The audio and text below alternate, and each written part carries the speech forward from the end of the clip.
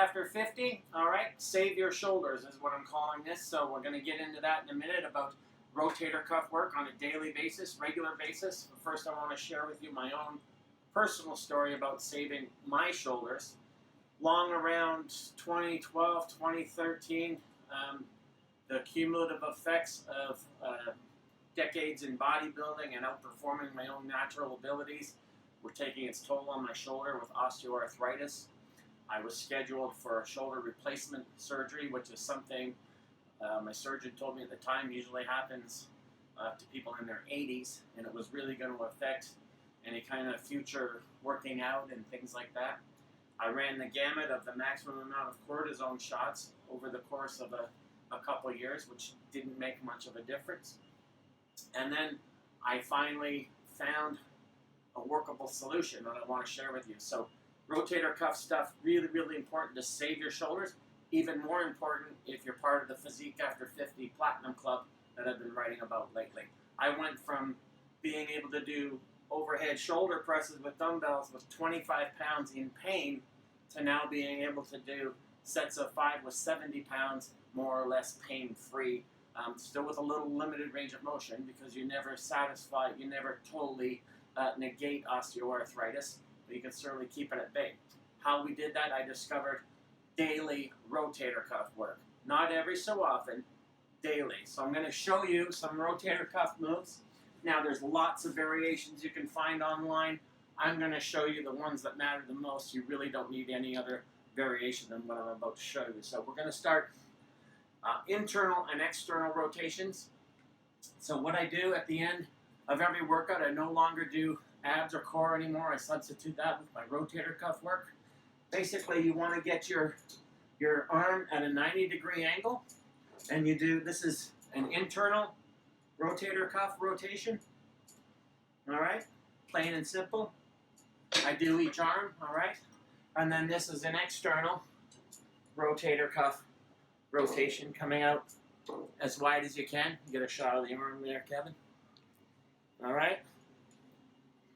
So what I will do is I will do, at the end of every day's workout, I work out 6 days a week. I'll do 1 day internal rotations, another day external rotations. Just like training body part, you can run the gamut, high reps, 12 to 15, no more than 3 sets at the end of each workout. And there's also other variations I want to show you. I will also use tubing, very light tubing, and I will use either a supinated grip for external rotations, all right? So there's a supinated grip, and then I'll alternate that with a set of a pronated grip, all right? External rotation. You're going for range of motion, pulling as wide as you can. All right, so sometimes I'll use that, going for range of motion. Sometimes I'll even use lighter tubing. So now I've got a supinated grip for an internal rotation, and I'm going for a range of motion, right? And I'll alternate sets with also a pronated grip. All right, so you can go range of motion with tubing. You can use resistance with the weights.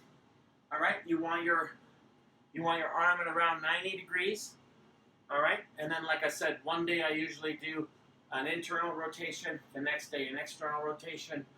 Some days of the week I'll just use tubing, and I'll alternate 1 set with a supinated, 1 set with a pronated external rotation.